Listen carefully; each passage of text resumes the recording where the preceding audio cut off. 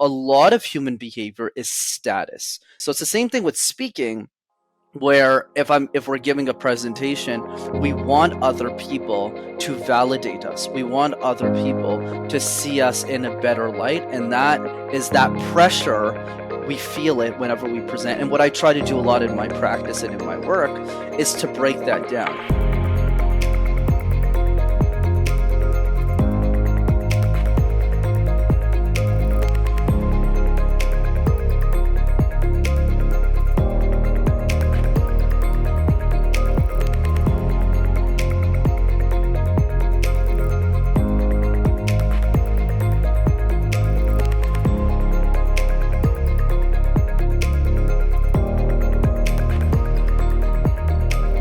Hey everyone, this is Catherine Lewis, the host of Opportunity Made. Today I have a special guest.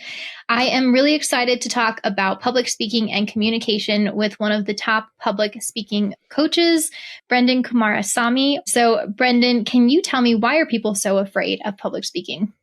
Absolutely, Catherine. Thanks for having me on the show. It's great to be here. Yeah, the reason I think most of us are scared of public speaking is it goes back to the education system. Whether you're born in the US or Canada or England or some other part of the world, public speaking always begins in the school, middle school, high school, college. And all of those presentations, Catherine, share three fundamental problems. Number one, they're all mandatory. We don't wake up in the morning and say, hey, Catherine, you want to get breakfast and present all day? Nobody says that. So that's problem number one. Problem number two is all of the presentations are never something you get to present. You don't get to choose the topic. Mm-hmm. So it's never, what are you passionate about? But rather, hey, you have to talk about Shakespearean poetry, and you don't really have a choice in the matter. And then number three, every single presentation is tied to a punishment. So if you don't do a great job, not only do you not get a pat on the back, you get a slap in the face and you lose grades. So if 100% of all of our presentations, Catherine, growing up are mandatory, you never get to pick the topic, and they're tied to a punishment, you grew up believing that communication is a chore and nobody wants to get better at doing the dishes. I love that response, but when we are talking amongst our peers, we're just hanging out and chatting with our friends, even as we're young and we're growing up in school, the nervousness that comes with public speaking doesn't exist in a casual conversation. So why all of a sudden does it show up when we are on the spot and we are having to perform in our communications? Absolutely, Catherine. So there's two parts to that. One is just going back to that educational example. The example I'm really referring to is that middle school presentation where you're a 14-year-old kid and you're presenting in front of a group of 30 students, and everybody's attention is on you. And since as human beings, our brain is wired for survival, not happiness, the best way to survive is to not get attention. Because if you have too much attention on you, you could be a target for something else. Maybe, and back then it was probably like a tiger or something. But today it's the fear of rejection, the fear of judgment. So that's really the reason why we're scared. But then the solution becomes, okay, how do we master any other skill in our life? Whether it's learning how to ride a bike, whether it's learning something advanced. And the answer is nothing to do with the fear, but rather the motivation. Mm-hmm. The reason we apply for the job, excuse me, even if we're scared of it, is because we don't want to be broke. So that's why we do it. So I just applied the same rationale to speaking as well. Yeah, the motivation is key. I know when I'm speaking, if I'm thinking about other people and what they're thinking, so therefore my motive is to please them, then I get super nervous. But if I think about how can I serve and how can I provide valuable information, then the nerves will go away, because now I'm thinking about serving others rather than gaining their approval and keeping the focus on what they think about me. So I love that you mentioned motive there. There is this expectation of perfection when you're speaking publicly. I think it's an expectation we put on ourselves as the communicators, because when you're in the audience, you don't notice as many of the mistakes. It's like when someone's playing the piano in front of an audience and they miss a note or mess up the note. No one really knows unless they themselves have performed that song many times. So why is there such a high expectation of perfection when we're the ones communicating in front of an audience? For sure, Catherine. And another analogy that I like to use, which is similar to yours, is if you're watching a dance routine and they make a mistake in the routine, you don't really know because you don't know the routine. So, but I think the reason why a lot of us strive for perfection is because we don't want to look bad in front of other people, right? A lot of human behavior is status. That's why a lot of us, for even if we can't afford one or we don't even like cars, why we buy the BMW car, why we get the Mercedes, why we want to buy the Louis Vuitton purse. It's not because we necessarily need these items intrinsically, though some people might be bag lovers or car lovers and they might just like the craft of it.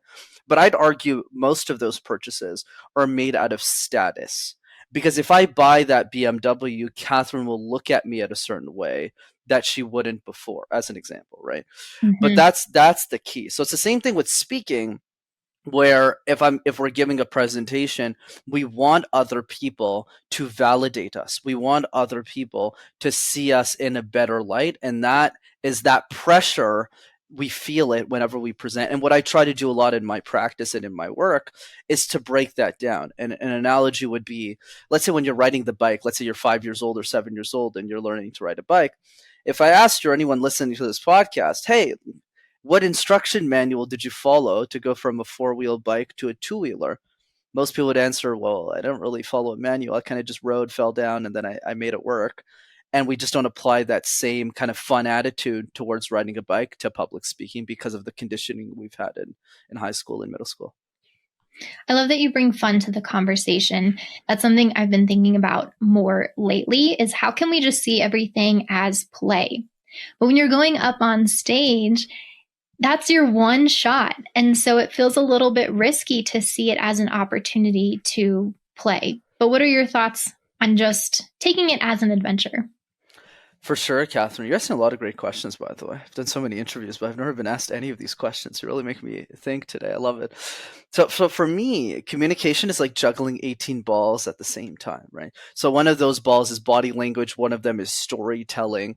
One of them is facial expressions. One of them is knowing how to have great conversation. But if you try to juggle all 18 at the same time, all of them fall to the floor. So for me, to make this fun, the question has never been, how do I make sure that the one opportunity I get to present in is an amazing one, but rather, out of those 18 balls, what are the three easiest ones? So one of those examples is the random word exercise, where you take any word like headset or chair or home, and you create random presentations out of thin air. So one example could be you take the word flute, something I have no expertise in, and you give a 60-second presentation. But if you do this a few times a day, like for those of you listen, if you have children, if you have nieces, nephews, great to do it with them because they don't really question the exercise, they just do it. And if you do that a lot, you get a lot more comfortable in those one shot opportunities. The second example I'll give, and I'll throw it back to you, is this very podcast. So when I started guesting on podcasts, this was like 3-4 years ago, I was so bad. Like I remember my first time, I had a phone because I didn't know you're supposed to buy a headset. So I had a phone. I had no lighting. My phone died in the middle of the interview. It was a mess. But I wasn't putting the measuring stick that you were alluding to earlier of, oh my God, we need to be perfect, because we do that as human beings. It was more of, I get points for just doing it. And that's how we should see it. Keep the bar low, basically. I love that. So you created your own point system for yourself that was not the one everybody is typically using. That's very well articulated. Absolutely. And in the context of random word, I might actually have to steal that one from you, but in the context of the random word exercise, what I tell clients or just people in general is we don't get points for doing the exercise well. We get points for doing the exercise a lot. And there's Mm. not a lot of people who are willing to do what I described 100 times in their life. Not a day or a week, just 5 times a day for 3 weeks, and that's it. Most people are not willing to do that. Yeah, it's true. Consistency is so much more powerful than doing it perfectly, right? Absolutely. Done is better than perfect. I love that. Done is better than perfect. That is so good. So, what are some things that you're learning from your clients? You're an expert in this topic, but is there anything they're teaching you? I mean, so much, Catherine. I mean, where to begin? I think a lot of my knowledge actually comes from clients because I love the art of coaching. That's actually where I'm bred in this field. I don't really have a background in communication. I studied in accounting, actually. That's what my bachelor's degree is in. So literally the opposite of speaking. But the reason I guess people call me an expert today is because of the practical experience I've had coaching people directly. So I would try, kind of like a mad scientist, I would try a strategy like something that wasn't the random word exercise, and it wouldn't work. I go, then I try the random word exercise and people would get results. So I just kept trying a bunch of things. And today I would say at least 80% of the new stuff I'm coming up with these days always comes from my advanced clients specifically, like the best clients who've been working with me for, let's say, years. So they already know everything that's in my YouTube videos, but they want to keep working with me. So I have to keep coming up with new ideas and concepts to keep pushing them, and in consequence push my own field and my own knowledge base. One of those examples, there's like probably 20, but I'll give you one in particular that I was able to invent early in my career, is the concept of goal setting for your communication skills. So a lot of us have goals for our relationships, a lot of us have goals for our health, our life, our romantic life, etc. But we don't really have vision for our communication. So when I was coaching these superstar advanced clients, that was my first time running that program. It was probably 2 years ago when I started that, and I didn't really know how to coach them because I was like, okay, am I just going to do the random word exercise? And then I came up with communication goal setting as a frame to teach them so I could keep up with them and they can keep growing. It's funny that you say so you could keep up with your clients. Oftentimes, we think that we have to be ahead of who we're serving. That's how we become the expert. But sometimes you're learning right alongside them. So I'm curious, did you determine that you were a public speaking expert before your clients, or did they come to you and give you that identity?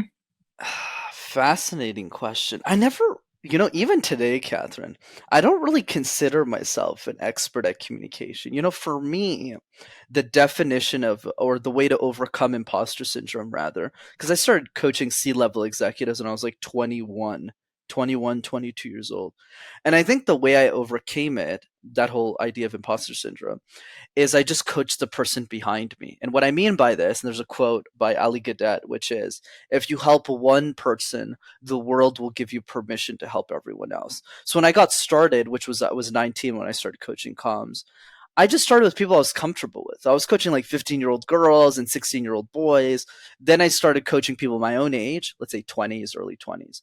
And then I went straight to CEO. Why is that? Because a lot of my friends were starting tech companies out of college, like a lot of tech nerds, they start their own businesses in technology, and they needed help with speaking and they couldn't afford a coach, and I was broke back then too. So I just helped them.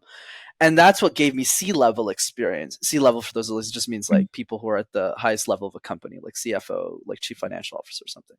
And then I just said, okay, well, if I can coach a 22-year-old CEO, I could probably coach like a manager who's 32, who's like 10 years older. And then I just over time built up that expertise. And then people just started calling me an expert. But I think the real lesson is to really be focused on the person you're serving.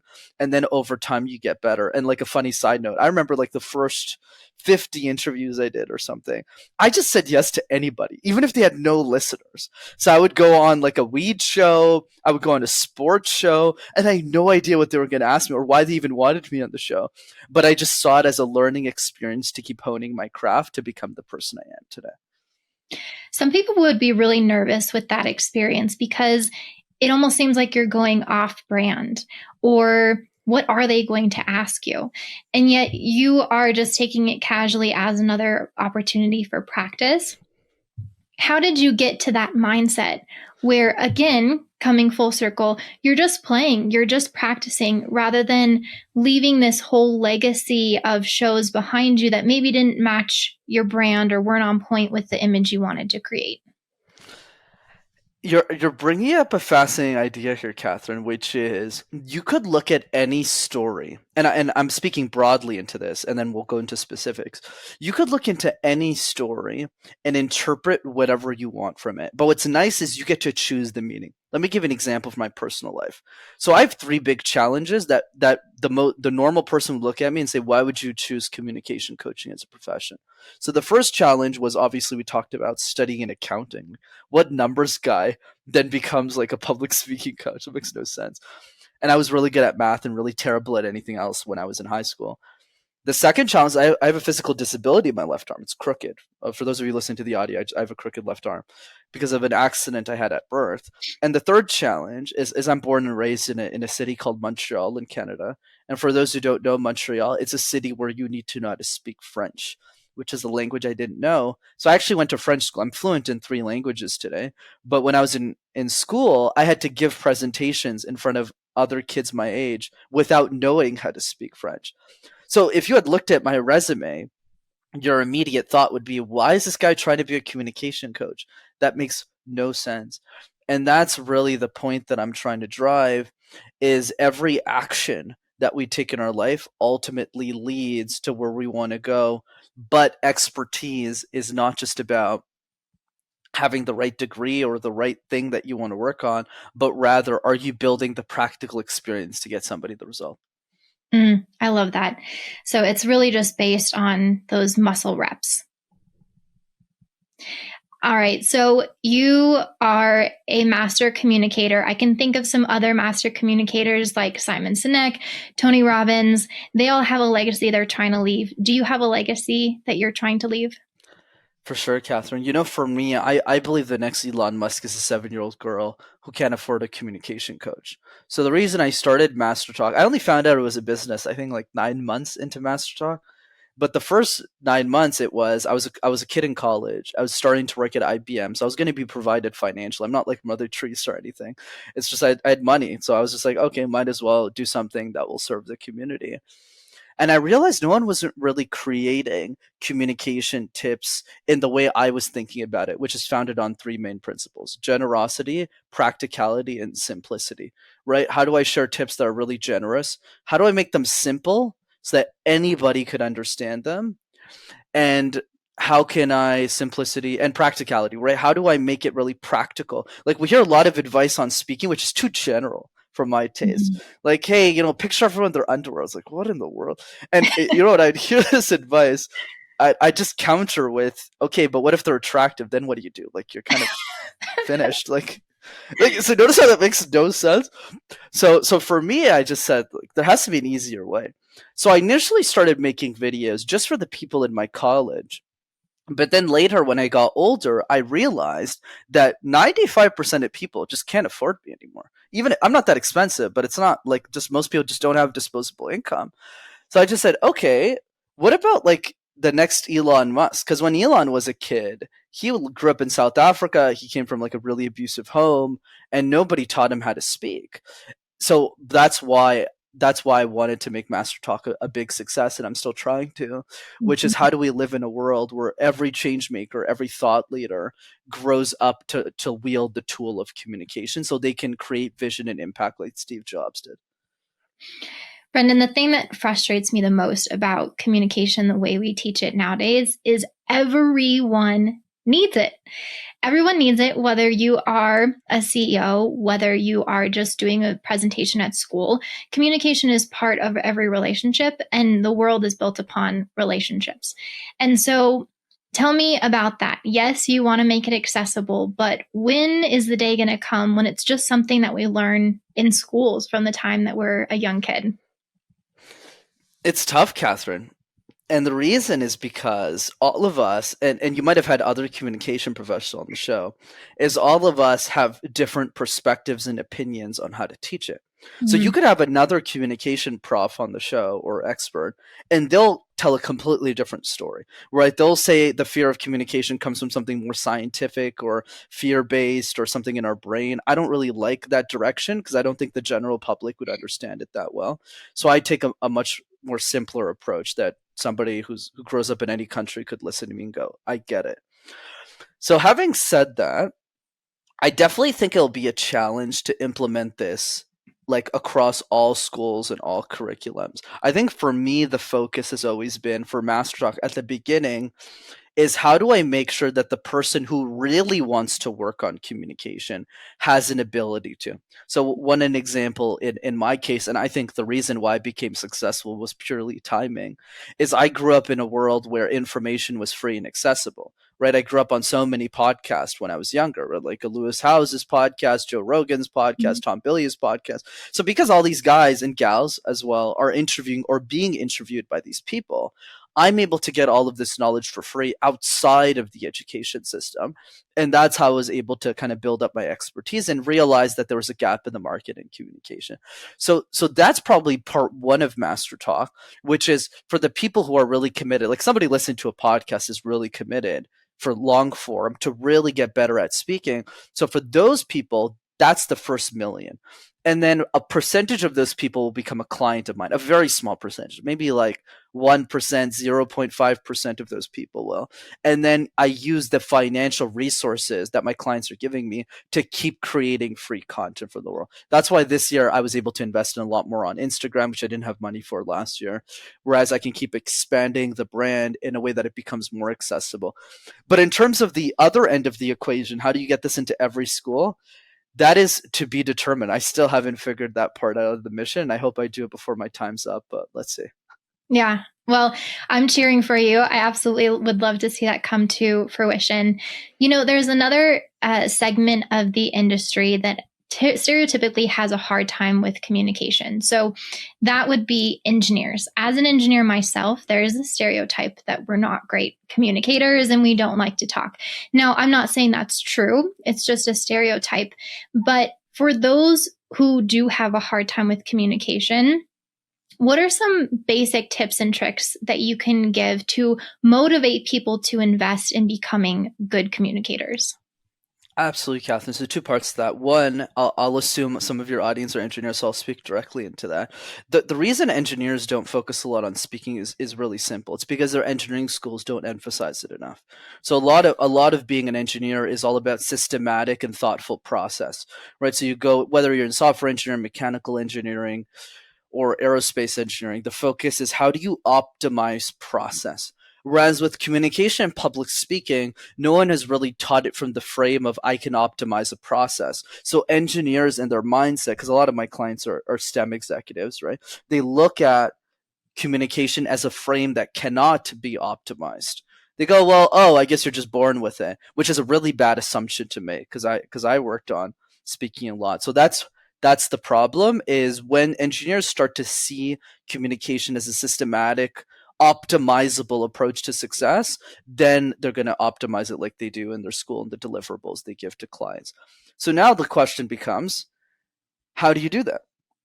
So going back to the 18 ball analogy, the way I teach speaking is we always start with the easy threes, which in my opinion are the random word exercise, the question drill, and the video message. If you practice these three things consistently, you'll get results. Let's dive in. So number one, we covered, so I'll be quick on this. Random word exercise, pick any word like walnut, jaguar, home, create a random 60-second presentation. And what this does for engineers or anyone in general is it breaks the process.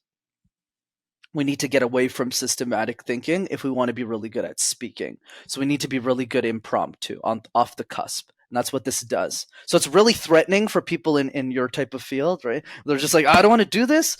And then when they get used to it, they like it. Number two is the question drill. So we get asked questions all the time at work, at school, on a podcast, but a lot of us are not ready for the questions that life has in store for us. One of those examples early in my career when I was on a show, I remember some guy asked me, "Hey Brenden, where does the fear of communication come from?" Which is actually the first question he asked me. But back then my answer was, I don't know, man, Florida, Los Angeles, New York City, you tell me. I don't know where this thing comes from. So how did I fix this? Every single day for 5 minutes, I answered one question that I thought the world would ask me about my expertise. So day one was, what's your tips for introverts? Day two is, what's your tips for extroverts? Day three is, what's your vision for Master Talk?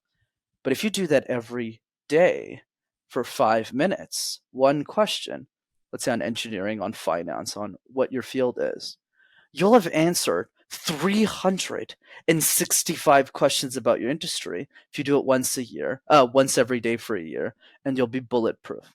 And then finally, number three Video messages. This is what I do for fun. This is my Google Calendar on my right. And I put little reminders of whose birthday it is. That could be a client, a close friend, a partner. And I put a stupid $15 birthday hat on that I bought from Amazon. I open my phone and I just go, guess whose birthday it is today? So just do that with people in your life. That is so fun. I love that. Three really fantastic exercises. Now, the middle one you said talk about a question or answer the question for 5 minutes. When we're speaking, 5 minutes is actually a long time. How do people come up with content to speak for 5 minutes? Yeah, absolutely. So just to be clear on this is the amount of time we're allocating to the exercise. So it could be, I mean, your answer could be actually less time is better. It could be 2 minutes, it could be three, but you're really taking that extra time to do it well. Let me give a specific example on this, Catherine. Let's say you're an engineer in a meeting and you get asked the common question, what's the update on your project? Or what's the status on your project? You get asked that every single week, probably in your career. Whereas most engineers are not really good at answering that question. They go, yeah, this is what, and they're kind of all over the place. So now with that 5 minutes, you're going to sit yourself down, let's say on a Saturday morning while you're drinking some coffee or something you really like. And you just go, if I were to re-answer this question again, how could I answer it better? And the answer, by the way, that I'll just mention really quick because people wouldn't know is ACE, right? So acknowledge. So start your share with great to see everyone. That's one. Two, C for count. Just tell people how many updates you have. I have 3 updates to share. So people know when you're going to stop talking. And E is evaluate. End your talk by just saying, that's it from my side. Would love to get everyone's feedback. That's it. Whereas most people just go, thanks, I'm done. So it's not a great start, not a great middle, not a great end. But if you practice that with a different set of questions, you'll get really good at this over time. I want to chime in on one of my favorite exercises, which is removing filler words. So with filler words, right, those are us giving our brain a moment to think about what we're going to say next. But for the listener, they can be really annoying. So for me, it's fun to pick a topic, just like you were mentioning, talk about it as long as you can with a partner who is timing you. And the moment that they hear a filler word, they stop the timer. And surprisingly, this is really hard to do. You might get 36 seconds in before you use a filler word because we're so used to them in our natural language. Well said, and love the extra. I didn't even know I said that, so I think so. I love that, but yes, you're right, Catherine. You know the reason we say filler words is to buy ourselves time. So going back into that high school frame, whenever we're in front of that classroom, we're 15 years old in front of let's say 30 students, and we forget what we want to say next. We go to buy ourselves time. To your point. Mm-hmm. So the trick is really to remove them with pauses. Yeah. Brenden, how important is becoming a master listener for becoming a great communicator? For sure, Catherine. So listening is super important, right? I forgot who the quote was, but attributed to. But we have 2 ears and one mouth for a reason, right? So that we can listen twice as much as we speak. But the problem, going back to what I was saying earlier about practicality, people say listening is important, Catherine, but they don't really go, okay, what do you actually do to work on this? So that was one of the exercises I had to invent for the general public, so it's easy to measure, and I'll teach that right now, which is called the goals call. So the goals call is really simple. Pick somebody you love. It could be a best friend, it could be a significant other, it could be a client, it could be a mentee, just somebody you really like talking to. And you sit down with them for 45 minutes. And this is what you do. The first 5 minutes of the call goes something like this.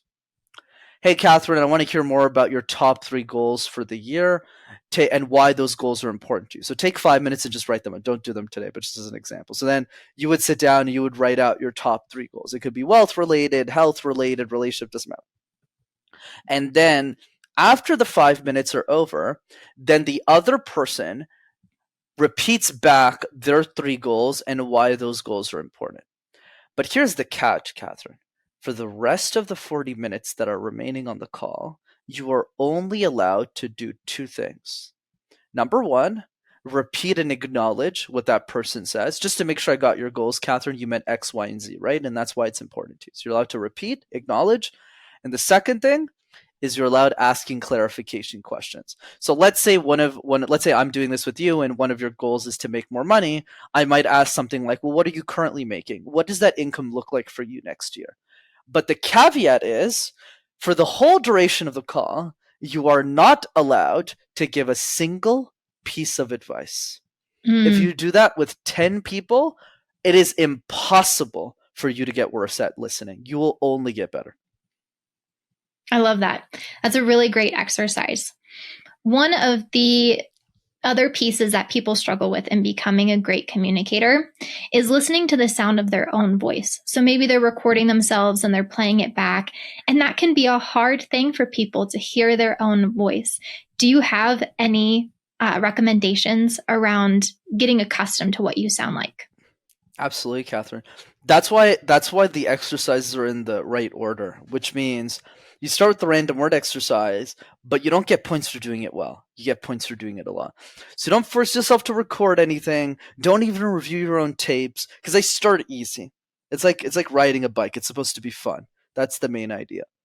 But then after you get through 100 random word exercises, which only takes 3 weeks if you work on it 5 minutes a day, really simple. Then you start to feel a little bit more confident. You go, like I used to think this exercise was impossible, and now this exercise is really easy. Ball 2. Question, same thing. You don't have to judge yourself. If you want, you could use a voice recorder to just speak out your answers. Don't even feel free to listen to yourself. It doesn't even matter. Do that 100 times. Same thing with the video messages. Send the video messages, but the only rule is you're not allowed to retake the video. So just send what you got and do that for 100 people's birthdays or just people in general. And what you're doing here, Catherine, in behind the scenes is you're working the muscle of communication without any judgment attached to the outcome. And then after those 3 exercises are done, you're just way more confident than where you started. Then we can start having a discussion around, hey, when you're recording yourself, how do you make sure that you get really comfortable? But what often tends to happen, Catherine, is if you go through the gauntlet of the 3 balls, 100 random word exercises, 100 video messages, 100 questions, by the time you start recording yourself, after like the 7th video of yourself reviewing, you start to get really used to your voice. That makes a lot of sense. You just become acquainted and familiar, and we usually aren't familiar with listening to our voice be played back to us. You mentioned the 18 variables. Is breath work one of them? Is breath work one of them? Breath work is definitely an important key piece, but for me, it actually isn't in the 18 balls. And I'll explain why. I'll explain why that is, because that might be a little controversial. Because the result isn't as fast or measurable for my taste. What does breath work mean? There's other coaches who might go, for meditation, it's different, right? If you're going on a meditative experience, you're going into spirituality. I mean, breath work is essential. But in the context of speaking, the argument I'll make is it's really difficult, because I bring the practical lens to speaking, because I'm always coaching clients, right? So I bring the lens of breath work is somewhat important, but the client doesn't see the difference in their mind. So they might do breath work, but then they'll go, well, I still feel the same fear, so I guess there's something wrong with me. That's often what I hear. So that's why I don't like to focus too much on breath work. Instead, I mean, it'll get really technical if you want me to go through all 18, but it's basically like the 3 exercises. Then it's the 5 levels of speech, which is smiling, pausing, vocal tones, pacing, putting it all together. Then it's things like storytelling and other difficult exercises in body language. That's what I like to focus on, because the results are a lot more measurable in terms of impact. But not to say breath work isn't important, for sure. Yeah, it makes sense though. Even though it is important, you don't want to sound breathy. You don't want to get out of breath. I understand why it's not part of your framework. Now, you have done some incredible things by taking this path in your life. What's one of the most fantastic opportunities that you've had because of your current position as a public speaking expert? Yeah, for sure, Catherine. Sometimes I really just pinch myself when I look at my life. I mean, I'm 27 years old. My average client is 20 years older than me. It's pretty wild that they even trust me with their transformation. And I think for me, the most amazing part of the job is being able to coach people who are much smarter than me. The analogy I always like to give is if a piano, because I used to be really afraid of this, and I was like, oh my god, these people are way smart. Why do they want to work with me? And my coach gave me a great analogy. He said, let's say a billionaire Brenden hired a piano teacher. The piano teacher doesn't care if the person is a billionaire. What that piano teacher cares about is that that person doesn't know how to play piano. So that's what they focus on in the conversation in the class. And I thought that was such a powerful analogy because I've applied that in the context of my work, where the people I work with, I mean, unimaginable levels of success. They've done really well for themselves. And they're better than me in probably most areas of life, except for that one specific skill set that I've spent, I mean, almost a decade working on. So I think the joy of the transformation is always amazing. And obviously when people message me and they say how much they appreciate the YouTube videos, especially people who can't afford me, that's awesome. So that's been a gift for sure. Yeah, that sounds incredibly rewarding. There's one detail you mentioned that I don't want listeners to miss. You were talking about a story that your coach told you. I think it's important for people to understand that you were coached by someone else. That yes, you've practiced quite a bit, you worked really hard on this, but you're also having someone guide you. How did you find the coach to coach you? Yeah, so the story behind my coach, Catherine, was a kind of wild story because for the first 3 years I didn't have a coach. I worked, and that's why it took me so long to get really good at speaking because I was kind of just coaching myself. So I was watching all the TED videos and all the things. I still got there, but it took me really long. So my coach is actually related more to leadership and business and life, Mhm. and the story behind that was 9 months into Master Talk. I decided to go to Columbus, Ohio to visit a guy named Lewis Howes, who's the host of the School of Greatness Mhm. podcast. I've been a fan of his for a long time. So I just wanted to meet him and say thanks for everything. So I go to his event. I go every year, but I went in 2019 in particular when I started Master Talk. And I actually met my coach, who actually ended up being my business partner later in life. And the first comment he made when he started coaching me was he looked at me and he just said, "Why don't you just charge people for coaching?" And I said, "Well, what are you talking about? I'm like 22, 23 years old. I'm making free videos. Like, this could never work." And boy, was I wrong. I mean, it worked out pretty well. But yeah, Vamsi has been a gift in my life. He's taught me so much, and there's so many lessons. But I'd say the most important one is a question: how can you accomplish your 10-year goals in 6 months? How can you accomplish your 10-year goals? So you would ask me, what's my 10-year vision? I was like, oh, I want to quit my job at IP. I want to do this full time. I want to be on podcasts. I want to be on stages. I want to coach all these amazing people. And I'll quit my job at 28 or 29 or 30. And he was like, why don't you do that in 6 months? And I was like, what? 6 months? Crazy? So yeah, I'm grateful. And he still coaches me today. But so how did you do it? Did you make it happen in 6 months? Actually, well, no, it didn't take 6 months. It took longer. I think from the moment I met him to the moment I quit, it took 16 months, something like that, 16 or 18, which was still way shorter than the Yeah. initial timeline. But how we made it work, I mean, that's a whole story for another day, maybe. But I can give you the short synopsis, unless you want more details, which is I found a very specific niche that no one else was touching. What I learned in my career, Catherine, is there's kind of like two different types of people who watch my content. There's the person who is, let's say, a college student, or they're in high school, or they're getting started. They're watching all my videos because they have a lot of time, not a lot of money. So they're trading their time to watch everything, which is exactly what I want. That's the dream, right? But then there's a second type of person who pays me for coaching, who is completely different than the first archetype. So the second archetype is the person who might watch two of my videos and just go, "Oh, this is nice, but like I don't have a lot of time to watch these videos. I just rather hire the guy directly, and he's just going to work with me privately." And that's just a completely different person. It's like a VP at Amazon or something, and that person is just going, "Well, I got a lot of money, but I don't have a lot of time, so I'd rather just speed up time to get somebody to help me." So that's where the nuance was between both of those people. And so once you were able to identify that niche, you continued creating free content, and then you started charging to meet this other audience. That's correct. And specifically the VP, the director, the manager that I was coaching was specifically from the Indian community. So they were Indian people who had tech backgrounds because they were doing well financially, and those people only trust me Hmm. with the result. So that's why I had very little competition because even I'm born in Canada, so I don't have an Indian accent, but I look like obviously of the same ethnicity as them. So they trusted me. I coach other demos too. Like I think my DC clients are 50% of my client base, and 30% of them are executive women who are freshly minted like VPs. And then they're really scared because they're always being compared to men all the time. So they hire somebody like me to make them 10 times better than any other guy in the boardroom. So they smash them and get the next promotion. And then the third one is the technology CEO. But it was finding those little pockets of people, Catherine, that really wanted to pay for coaching that allowed me to transition from doing this kind of as a hobby to doing this as a business. So, what's next for the business and for you? Yeah, for sure, Catherine. I think for me the key word for when I quit my job not too long ago. It's 2 years and a half now as of this recording.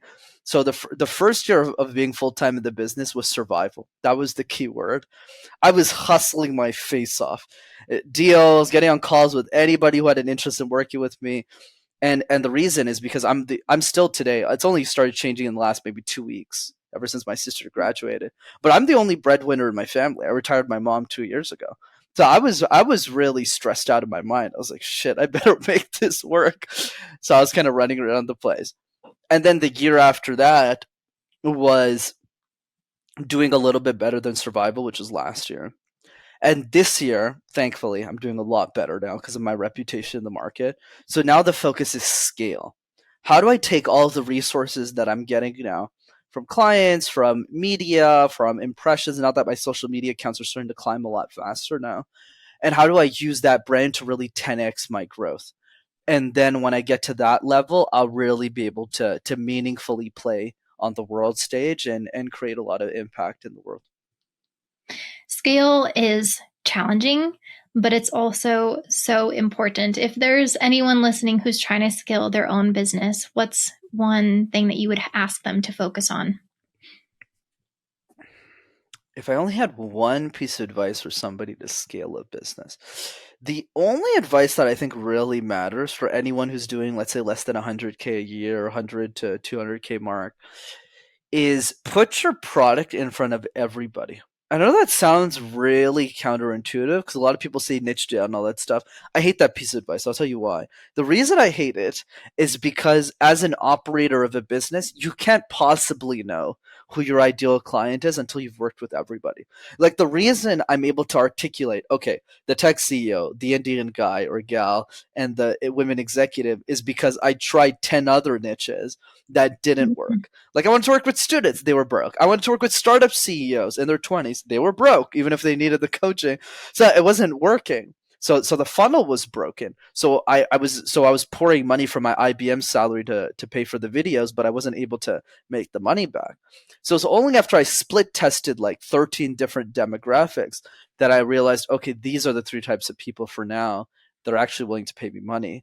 And if I just focus on those three types of people, I can create a business that sets me free and allows me to create free resources for with the extra time that I have. But if you're getting started in business, you have to try your product in front of everybody. Have long dinner conversations with people who are buying your thing, whether it's a product or a service, and really get to know them at a deep emotional level. Like for me, the definition of a pro entrepreneur is somebody who understands their ideal audience, their ideal client, more than the person understands themselves. So if you're able to get to a place where you understand the woman executive, you understand the brown technology professional, you understand the tech CEO more than sometimes they even understand themselves, then you could really build a super successful business. If someone wants to work with you or watch your content, where should they go? For sure, Catherine. By the way, this is such a great intro. I had so much fun. Thanks for having me. So two ways to keep in touch. The first one is the YouTube channel. Just type Master Talk in one word. You'll have access to hundreds of free videos on how to speak. And the second way to keep in touch is I do a free communication workshop over Zoom every 2 weeks. It's a 90-minute call. I facilitate it. It's super fun. Everyone's invited. You don't have to be a VP to join this call. You could be a 7-year-old. It doesn't matter. Everyone's been on this call. So if you want to jump on it, go to rockstarcommunicator.com. Brenden, it has been such a pleasure to have you on the show. You're incredible, and your ability to answer questions is phenomenal. I can see that the exercises really do work. So I hope that everyone gives them a try and checks out your content. Thanks, Catherine. Thank you. I was curious, you talk about your disability, and I'm an engineer who's also an accessibility advocate. So I do a lot of work with digital tech, just making sure that it's accessible. Do you coach disability leaders with communications? Is that something, an audience that you've come across yet? I've not as big, because even if I technically have a disability, the only reason I talk about it, Catherine, it's not because I had a little insecurity about it, but it's I don't really consider it a disability because it's only like a little bit crooked. So it's like I can still do everything. It's not like I have limited ability or anything. I just did it because it makes people more relatable to me. Yeah. But I think out of the 100 and I don't know, maybe 120 people I've coached, I think maybe 3 have had disabilities. Like one was autistic. One had autism, like a spectrum of autism, but definitely not a specialist in that area by any means. Yeah. Well, the reason why I ask is that industry, I'll call it an industry, is growing. And even on LinkedIn, there's that section for top voices for people with disabilities who are top voices, they're top communicators, publishing newsletters, doing all those kinds of things in that specialty. And I could imagine it's a new field. It's not a place where the world has really recognized them as speakers and have seen them as valuable, unfortunately. Luckily, that is changing, but I would imagine that there is a gap that maybe someone like yourself could fill just in terms of helping people communicate. Interesting. Yeah. I'll definitely look into it. Send me if you have a link for that on LinkedIn, I'll definitely check it out. I'm always open to new ideas. So I can do that. Hey, Brenden, thank you so much for joining. It was such a pleasure to meet you. Likewise, Catherine. All the best with everything that you're doing. If you need anything, I'm always a text away.